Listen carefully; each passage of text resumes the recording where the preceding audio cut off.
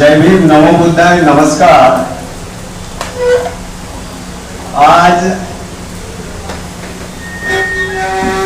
पत्रकार परिषद को संबोधित करने के लिए हम सभी उपस्थित हैं। इसका वजह है कल 1 जुलाई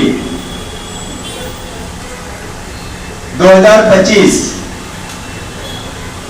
आप सभी को विदित है कि बोध गया में महाबोधि महाविहार का आंदोलन 12 फरवरी से शुरू है और हमने नागपुर में बड़े बड़े धरने और आंदोलन रैलियां निकालते हुए महाबोधि महाविहार बोध गया में चल रहे आंदोलन को समर्थन दिया।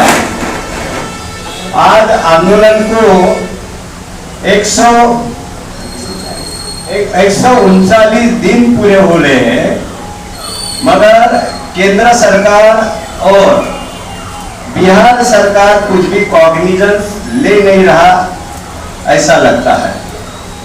इसीलिए महाबोधि महाविहार में जो आंदोलन चल रहा हो फुल जोर से चले, इसके लिए पूरे देश भर में सभाएं हो रही है, जनसभा के माध्यम से उधर सुप्रीम कोर्ट में भी केस डाले हैं, हम आंदोलन धरने भी दे रहे हैं, मगर तो भी उसका रिजल्ट न निकलते हुए देखते हुए कल 1 जुलाई से महाबोधि महाविहार का आंदोलन और सशक्त हो, इसके लिए नागपुर के विविध संगठन के माध्यम से हम 1 जुलाई से 30 जुलाई तक आंदोलन करने वाले हैं।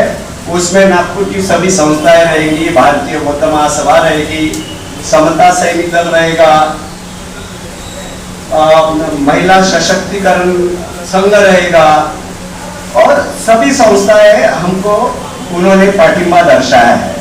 उसके साथ साथ ही गए साल 2024 में 1 जुलाई 2024 को बहुत बड़ा जन आंदोलन छेड़ा गया था दीक्षा भूमि विद्रुपीकरण के विरोध में, जिसके लिए महाराष्ट्र गवर्नमेंट में के तरफ से दीक्षा भूमि के ऊपर खोदकाम और विद्रुपीकरण कर रहे थे। जनता ने उसका विरोध किया, उसको आज 1 साल पूरा हो गया।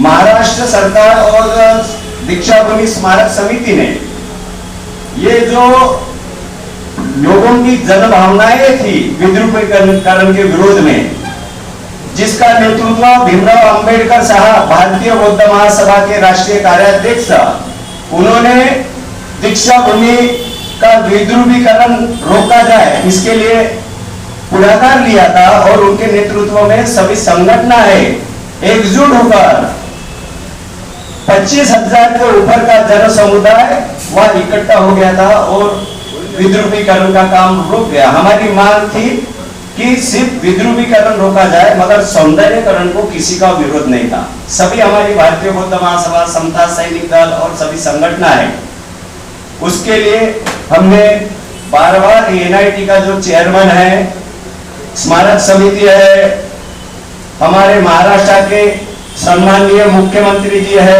सभी को हमने अपील की कि भाई सौंदर्यकरण का काम तुरंत शुरू किया जाए।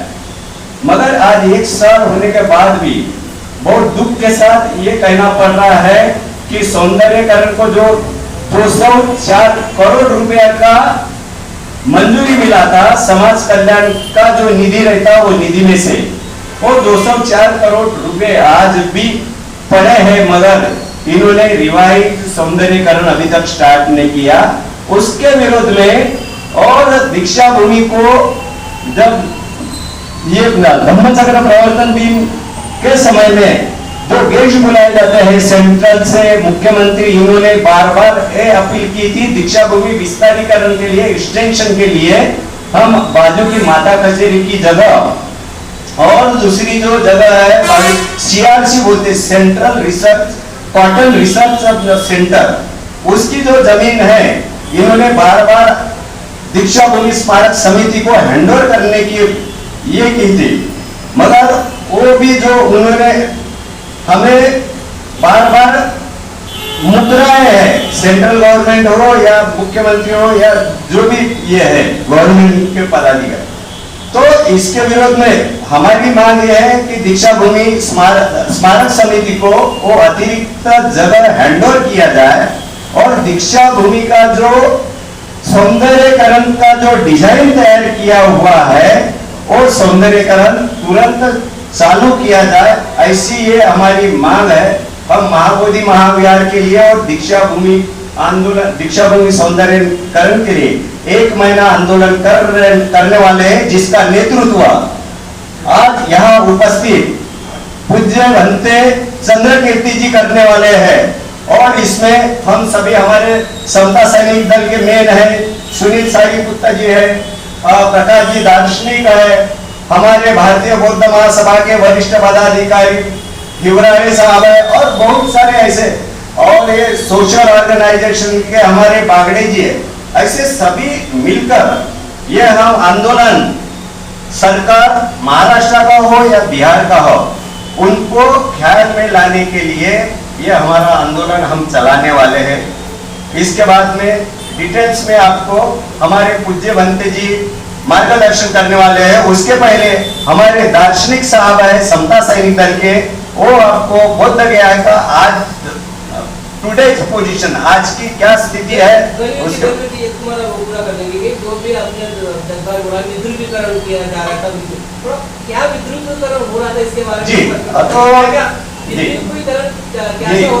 दीक्षा भूमि का विद्रुपीकरण बोले तो जहां डॉक्टर बाबा साहब आम्बेडकर जी ने लाखों लोगों को दीक्षा दी, उस ग्राउंड के ऊपर इन्होंने नागपुर या देश के या महाराष्ट्र के किसी भी बौद्ध अनुयायी है, बौद्ध थिंकर्स है या डिजाइनर्स है, इंजीनियर, इनका कुछ भी कॉन्सेप्ट न लेते हुए स्मारक समिति वालों ने जो डिजाइन सरकार ने दिया, जो डिजाइन समाज कल्याण डिपार्टमेंट के माध्यम से टेंडर के माध्यम से जो डिजाइन दी गई थी, वो डिजाइन हमारे लोगों को मान्य नहीं था। वहाँ बीच में ही गटर लाइन, वहाँ सेप्टिक टैंक, वहाँ अंडरग्राउंड पार्किंग, उसके ऊपर क्या बोलते हैं उसको एनिमेशन सेंटर, यानी पिक्चर की टॉकीज निकाल, ऐसा अलग अलग उनका जो डिजाइन था वो हमें मान्य नहीं था, क्योंकि दीक्षा भूमि के ऊपर हमारे लाखों जो अनुयायी आते हैं धम्मचक्र प्रवर्तन के समय, उस समय उनकी बड़ी परेशानी होने वाली थी।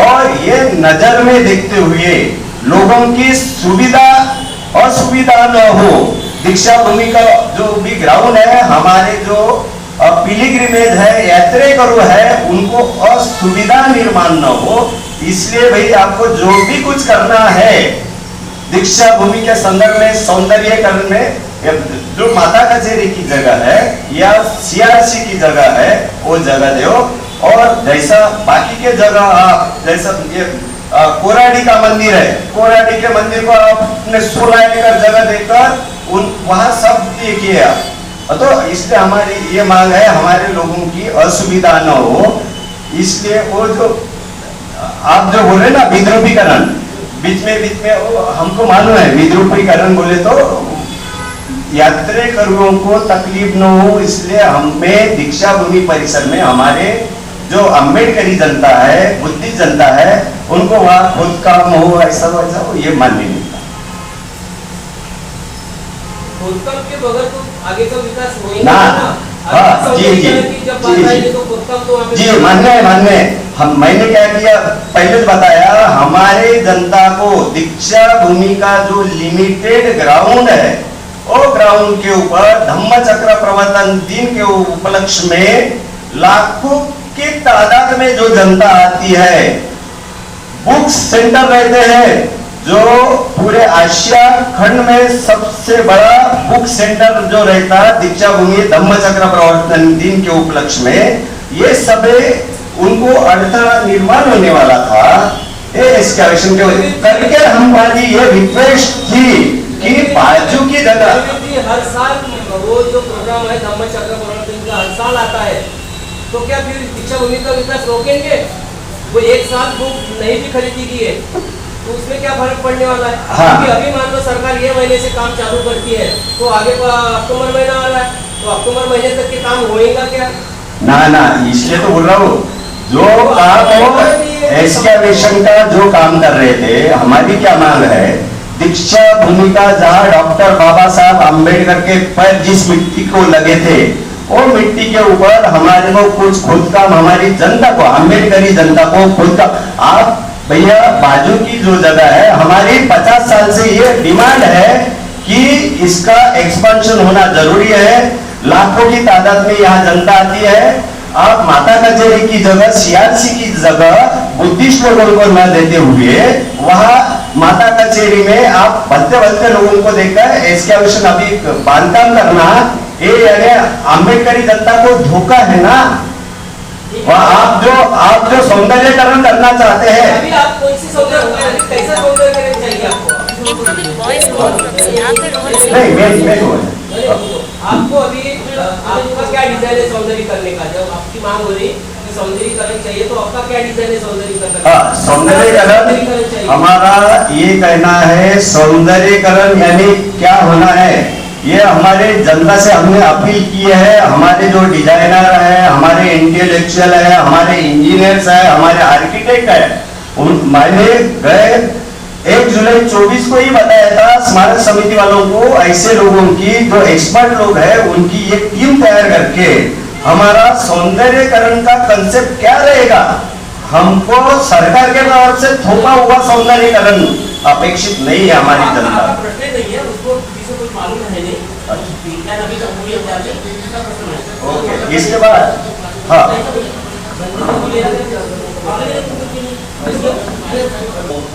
सागर जयपुर, आप सभी जानते हैं कि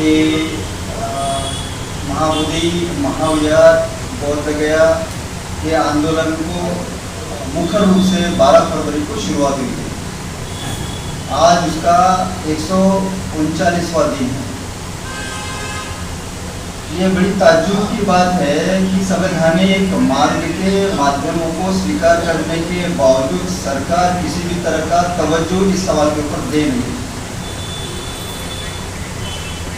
दुनिया के जितने भी धार्मिक सेंटर है उसमें उन धर्मों के अनुयायियों को छोड़कर किसी गैर धर्म के अनुयायियों का उसमें बिल्कुल पार्टिसिपेशन नहीं होता है। दुनिया का एकमात्र ऐसा स्थल है बोध गया स्थित महाबोधि महाविहार, जहाँ पर बौद्धों के अलावा हिंदुओं को भी उसमें सम्मिलित किया गया है। ऑल इंडिया बुद्धिस्ट फोरम, समता सैनिक दल, बुद्धिस्ट सोसाइटी ऑफ इंडिया, महिला सशक्तिकरण संघ और देश के तमाम बौद्ध संगठन जो है वो इस बात के ऊपर नाराज है और चाहते हैं कि महाबोधि महाविहार का समूचा प्रबंधन केवल और केवल बौद्धों के हाथ में होना है। 134 सालों से यह आंदोलन आदरणीय अनागरिक धर्मपाल जी के माध्यम से और बीच में बंदे आर्य नागार्जुन सुरेश राय के माध्यम से जारी रहा और आज उसके तीसरे स्टेज में हम पहुंच गए हैं। इस तीसरे स्टेज की शुरुआत 26 नवंबर 2023 को हुई। पत्राचारों के माध्यम से, निवेदनों के माध्यम से, प्रत्यक्ष मुलाकातों के माध्यम से इस संदर्भ में, इस विषय के संदर्भ में अधिकारियों से, तमाम आला अफसरों से बातें करने के बावजूद, समस्याएं बताने के बावजूद जब कोई नतीजा सामने नहीं आ रहा है, उस समय 12 फरवरी से अनिश्चितकालीन धरने के ऊपर बैठने का संकल्प लिया था, जो आज भी जारी है। सरकार की एक बात के ऊपर हमें बहुत ताज्जुब होता है कि जिस जगह पर बैठे हुए, जिस आंदोलन को लेकर के बैठे हुए, बहुत ही शांतिपूर्ण तरीके से संवैधानिक मार्गों का अवलंब करते हुए धरने को शुरू किया हुआ है। बावजूद इसके इसमें सहानुभूति पूर्वक विचार करने के बजाय आंदोलन में शरीक बौद्ध भिक्षु तथा अनुयायियों को परेशान करने का तरीका प्रशासन, पुलिस प्रशासन अडॉप्ट कर रहा है। कुछ बातें मैं आपके सामने रखना चाहूँगा। आप सभी जानते हैं कि 12 मई 2025 को तथागत भगवान गौतम बुद्ध की जयंती थी, जिसे वैशाख पूर्णिमा ऑल इंडिया स्तर पर जानते हैं इंटरनेशनल स्तर पर भी उस तरह से जानते हैं और समूचे संसार के बौद्ध भिक्षु बौद्ध अनुयायी वहाँ पर आए। बिहार स्टेट के माननीय राज्यपाल आरिफ मोहम्मद खान प्रतिवर्ष उसमें आते हैं, हर वर्ष राज्यपाल आते हैं और उनके माध्यम से पूजा की जाती है। 2025 में कुछ उल्टा हुआ। माननीय आरिफ मोहम्मद खान जी ने वहां पर एंट्री की और तथागत भगवान गौतम बुद्ध के प्रतिमा को पीठ दिखाते हुए उनकी प्रतिमा के सामने जो प्रतीकात्मक शिवलिंग रखा था उनकी ब्राह्मणों के द्वारा किए गए मंत्रोच्चार में पूजा की। तमाम बौद्धों का यह अपमान था और इसके ऊपर आवाज विरोध करने के बावजूद भी ना तो सरकार ने और ना ही तो आदरणीय राज्यपाल महोदय ने जरा सा भी खेद व्यक्त किया। मतलब मंशा साफ है कि बौद्धों का अपमान करने के लिए ही इस कृति को किया गया था। दूसरी बात है कि जिस जगह पर यह आंदोलन चल रहा था उस जगह को खाली करने के लिए प्रशासन के माध्यम से पुलिस प्रशासन की तरफ से बहुत सारे हथकंडे अपनाए गए और अंतिमतः जिस जगह पर यह आंदोलन चल रहा था बौद्ध गया स्थित 2 जगह से उसे हटा दिया गया। आज वह आंदोलन किसी एक मॉनेस्ट्री में शुरू है लेकिन सरकार की तरफ से उसे जगह नहीं दी जा रही। बार बार विनती करने के बावजूद, कलेक्टर से मिलने के बावजूद, जिला मजिस्ट्रेट से मिलने के बावजूद भी वे कहते हैं मिलते तो है लेकिन कल बताएंगे परसों बताएंगे, इस तरह के आश्वासनों को दे करके वे जितने भी लोग मिलने के लिए जा रहे हैं। और 13 मई 2025 को बौद्ध जयंती के उपलक्ष्य में तथागत भगवान को अभिवादन करने के लिए जो समूचे संसार से जनता गई थी, भारत से भी गई थी और उन दिनों के पीरियड में जहां पर आप जानते हो कि कुंगेश्वरी जो जिसका पूरा नाम गंगेश्वरी पर्वत है, वहां पर तथागत ने क्या बोलते शरीर पीड़न तक की प्रक्रिया की थी जिसमें उन्हें उनके शरीर का पूरा अस्थिपंजर हुआ था। वहां पर गई हुई पब्लिक को स्थानिक लोगों द्वारा मारा गया। यह मानना बौद्ध गया महाबोधि महाविहार में भी किया गया और इतनी सारी बातें होने के बावजूद वहां का जो सिक्योरिटी अधिकारी है, अफसर है, सिक्योरिटी गार्ड्स है, वो केवल और केवल देखने की उम्मीद कर।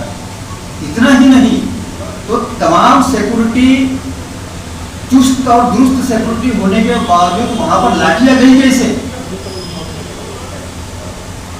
जय श्री राम के नारे लगाने वाले लोग वहां पर पहुंचे कैसे? किसने पहुंचने दिया? लाठियां गई कैसे? वहां पर तो कुछ भी मोबाइल भी नहीं जाया जाता है, वहां लाठियां गई कैसे?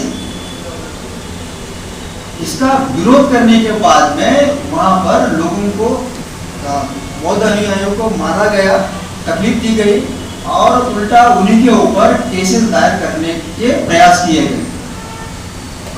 महाबोधि महाविहार में जितने भी सुरक्षा के नियम है उन सबको ध्वस्त करके आज वहां पर बौद्धों को परेशान करने के हथकंडे अपनाए जा रहे हैं और इनके संदर्भ में जिन्होंने आवाज उठाया उन भिक्षुओं के ऊपर झूठी केसेस लाद करके उन्हें जेल में डाला गया। झूठी केसेस इस तरह से फैब्रिकेटेड की गई है कि व्यक्ति को या फिर उस भिक्षु को बहुत दिनों तक के जेल से निकलने की कोई गारंटी नहीं। तो इन तमाम बातों का विरोध करने के लिए और देश में इस आंदोलन की धग को जिंदा रखने के लिए देश के तमाम जितने भी शहर हैं उन सभी शहरों में 1 जुलाई से 31 जुलाई के दरमियान अपने अपने शहरों में धरना देने का कार्यक्रम जारी किया गया है। उसकी एक कड़ी नागपुर में भी कल से शुरू होने जा रही है जो 31 जुलाई तक के रहेगी। इसकी शुरुआत बौद्ध वंदना से होगी। दिन के दरमियान जितने भी मान्यवर आएंगे वो मार्गदर्शन करेंगे, अपनी बातें रखेंगे, आंदोलन को सपोर्ट देंगे और शाम को उस दिन की गतिविधि समापन गाथा के साथ समाप्त होगी। जिसके साथ महाबोधि महाविहार के साथ साथ जिस दीक्षा भूमि का जिक्र अभी हमारे पद्माकर गंभीर सर ने किया है, आप सभी जानते हैं कि तकरीबन 1 साल होने के बावजूद आज भी ये इसलिए हम कह रहे हैं कि 1 जुलाई 2024 को जब महाराष्ट्र की समूची जनता दीक्षा भूमि पर उपस्थित थी, जिसकी आवाज विधानसभा में भी गूंजी, वहां पर माननीय मुख्यमंत्री ने स्वयं ऐलान किया था कि इसके बाद जो खोद काम या फिर जितना भी कंस्ट्रक्शन का काम है दीक्षा भूमि पर वो रोका जाएगा। और जब कभी भी यह कार्य करने की बारी आएगी तो देश के तमाम अम्बेडकरी अनुयायियों को, संगठनों को पूछने के बाद में ही इस काम की शुरुआत होगी। 1 साल हो गया है किसी भी चीज का, आज आधार दिखता नहीं है, काम नहीं शुरू करने का, क्या वजह है? बार बार पूछने के बावजूद भी सकारात्मक कोई उत्तर नहीं मिल रहा है। इसका विरोध करने के लिए माननीय मुख्यमंत्री ने अभी 6 मई को देश के महाराष्ट्र राज्य के तमाम तीर्थ स्थलों को बहुत बड़ी बड़ी राशि देकर के उनका जीर्णोद्धार, उनका विकास करने के लिए बहुत बड़ी बड़ी राशि दी है। क्या वजह है कि दीक्षा भूमि को निरंतर नेगलेक्ट किया जाए? इसी का विरोध करने के लिए महाबोधि महाविहार के धरना कार्यक्रम के साथ में दीक्षा भूमि के संदर्भ में सौंदर्यीकरण का जो कार्य डिले किया जा रहा है, उसके भी विरोध के लिए इस धरने के लिए हम कल से बैठने वाले हैं। ठीक है, साहित्य भी वो भी अपने ही है। आखिर आपने उनके ऊपर जो आरोप लगाया है, मेरी जानकारी के अनुसार कि उन्होंने पैसे का अफरा तफरी की है, क्यों उनके खिलाफ में आपने FIR किया? पहली बात जो है कि जो FIR जो मुझे भी पता नहीं था। आपका नाम? सुशील भाई। बाद में मैं बोधगया से वापस आने के बाद मैं फोन है FIR की कॉपी है, उसमें केस करके कुछ नाम डाले, 3-4 नाम डाले। उन्होंने कहा वो भंते जी, क्या नाम है? सुशील पाल। सुशील पाल, आप सामने आइए थोड़ा। सुशील पाल जो है उन्होंने वो FIR डाली है और वो 9 तारीख की किस्त में बहुत पहले की है। और फिर 13 तारीख वो बात डिसाइड किया गया कि ये जो FIR है उसको वापस किया जाएगा। तो बात वही खत्म हो गई। मीनाक्षी चटर्जी के ऊपर जो केसेस है वो भयानक चार्जेस जो लगे हैं, कोई गुप्ता जी वगैरह, अनूप कुमार गुप्ता जो है अटेम्प्ट टू मर्डर के चार्जेस लगाए, उसके तहत उनको गिरफ्तार किया गया। वो जो सुशील पाल भांते जी ने डाले उसको तो वापस लेना ही है, उसमें कोई ये नहीं, हम लोगों का कोई नहीं। जल्दी से आप बोलो, आप आगे के लिए सभी पत्रकार बंधु और आपके माध्यम से जितने भी हमारी बहुत जनता सुनेगी उन सभी लोगों को नमस्कार, जय भीम। आज हम लोग यहाँ पर पत्रकार परिषद में उपस्थित हुए हैं। माननीय आदरणीय रत्नाकर जगवीर जी, जैसे ही प्रकाश दास जी, श्री सारी पत्र जी, रणवीर वानखेड़े जी और निर्भय बागले जी और हमारे युवरानी जी।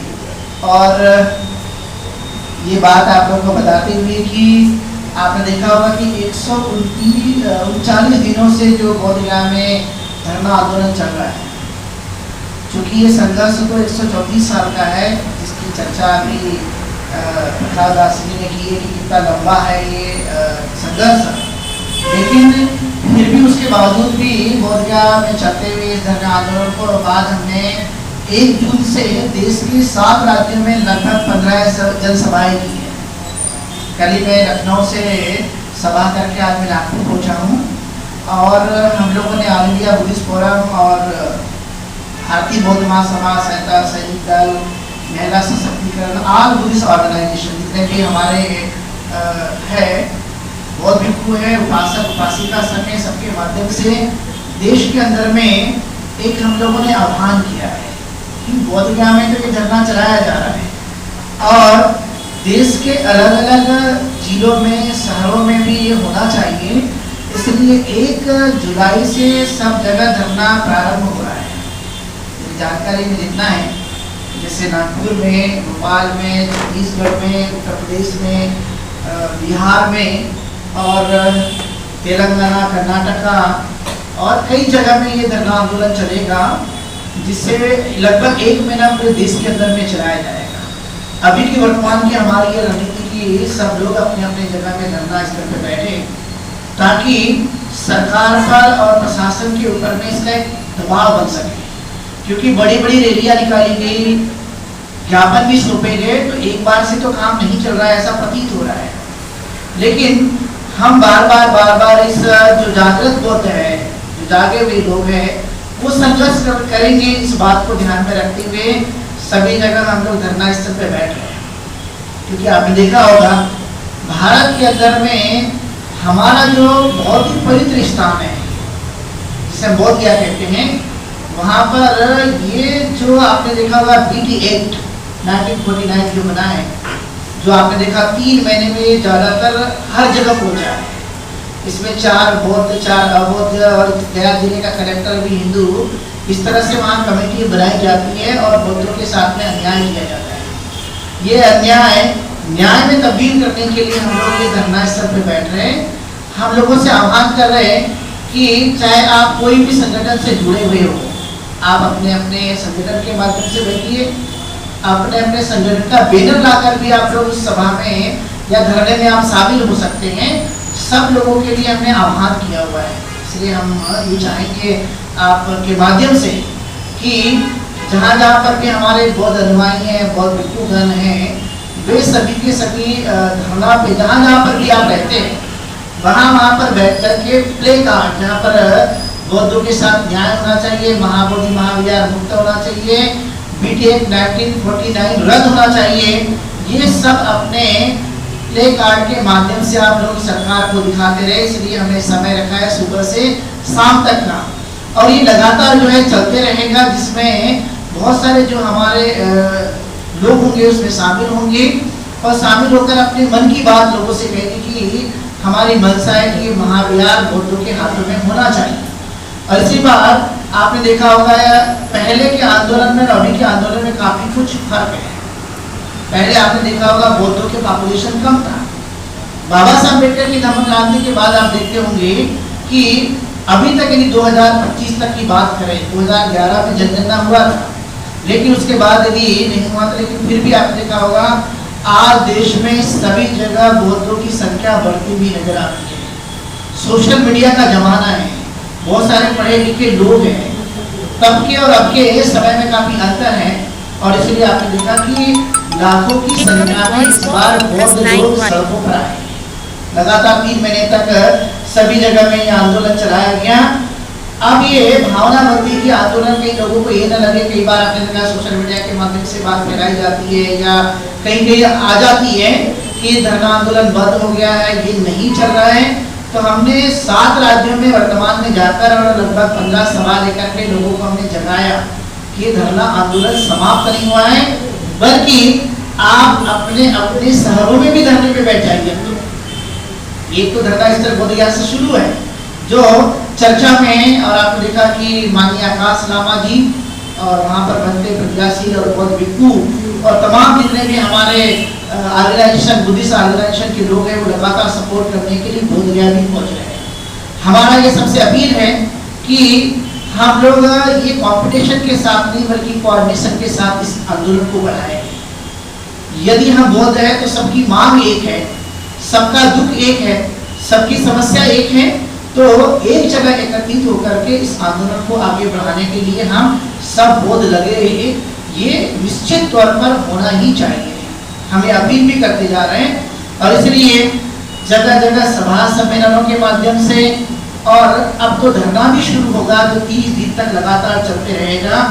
सर्वविदित है कि 16 मई को हेरिंग हुआ था, 12-13 साल के बाद पहली बार ये हेरिंग हुआ सुप्रीम कोर्ट, माननीय सुप्रीम कोर्ट के माध्यम से। और आपको पता है कि 29 जुलाई को भी हेरिंग है, और इसीलिए हम सब लोग ये एक प्रकार से काम करने के लिए, सिर्फ काम है नहीं तो एक्शन में आने के लिए हम लोग शासन प्रशासन को ध्यान दिलाने के लिए कि बौद्ध लोग अब ऐसे नहीं हैं कि आपने हमारी बात नहीं मानी तो हम शांत बैठेंगे। आपके बौद्ध ऐसे हैं कि यदि आपने बात नहीं माना तो हम पूरी तरह से आगे चलकर हम सड़कों पे भी बैठने के लिए तैयार है। इसकी तैयारी भी हम लोग कर रहे हैं। 1 महीने में यदि हमारी बात नहीं मानी तो इसके लिए हमारा आगे का प्लान होगा, बात की पत्रकार परिषद में वो बात आप लोगों को बताएंगे। लेकिन अभी का हमारा जो तत्कालीन मुद्दा है कि देश के अलग अलग कोने में, शहरों में 1 महीने के लिए हमारे जितने भी संगठन हैं जिनकी श्रद्धा महाबोधि महाविहार के प्रति है और उन्हें लगता है कि ये आंदोलन सफल होना चाहिए, महाविहार हमारे हाथों में आना चाहिए, वे सबसे हम अपील करते जा रहे हैं कि कम से कम वहाँ पर ये 1 महीने के लिए धरना स्थल पे बैठेंगे। हमें कोई भी संगठन क्यों ना हो, हम सबका स्वागत करते कि आइए बैठिए, अपनी हिम्मत दिखाइए एक जगह बैठ कर के। हम ये नहीं कहते कि सिर्फ फेसबुक में हमें चलाना है धरना, हम ये नहीं कहते कि सोशल मीडिया में चलाना है। सोशल मीडिया तो प्रचार प्रसार का काम करता है, जो तत्कालीन खबरें दिखाने का काम करता है, लेकिन कम से कम 1 महीने के लिए बैठिए, जगह पे बैठिए, धरने पे बैठिए। ये अपील करने के लिए आप लोगों के माध्यम से सभी जनता को हम अपील कर रहे हैं। कल नागपुर में ठीक संविधान चौक में 10 बजे हमारा ये धरना प्रारंभ होगा और 6 बजे तक चलेगा। प्रतिदिन का यही हमारा शेड्यूल है। जैसे कि बताया गया कि पूजा वंदना होगी, उसके बाद सभी मान्यवरों का वक्तव्य होगा और शाम को पूजा फिर वंदना के साथ में ये हमारा धरना आंदोलन उस दिन के लिए रुकेगा और फिर पूरा दूसरे दिन हम लोग वही सेम टाइम पर जो है ये धरना शुरू करेंगे। लगातार ये 3 दिन तक चलेगा। तो हम आपके माध्यम से अपील करने के लिए कोशिश करेंगे कि आप लोग बड़ी संख्या में संविधान चौक, जो कि सर्वविदित है, बहुत ही प्रसिद्ध स्थान है, हमारे बुद्ध और बाबा साहब अम्बेडकर के अनुयायियों का एक ऐसा स्थान है जो आप जानते हैं कि संविधान चौक ही उसका नाम रखा गया है, जहां बाबा साहब अम्बेडकर की आदमकद प्रतिमा है और उसी जगह में ये धरना रहेगा। आप सब लोग आइए, शक्ति दीजिए और महाबोधि महाविहार को मुक्त कीजिए। बहुत बहुत धन्यवाद।